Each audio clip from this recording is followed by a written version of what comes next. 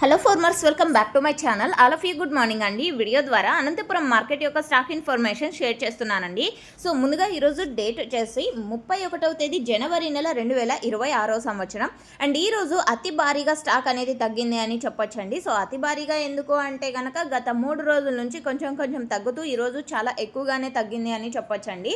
So stock లేదా and total లేవా అని మీకు డౌట్ వస్తుంది. అండ్ టోటల్ ఉన్నాయి అండ్ స్టాక్ కూడా ఉందండి. బట్ ప్రైజెస్ లేని కారణం చేత ఏమాత్రం ట్రాన్స్పోర్ట్ ఖర్చు కూడా రావడం లేదు అనేసి సో ఫార్మర్స్ అన్న వాళ్ళు టమోటా అనేది తీసుకురావడం లేదు.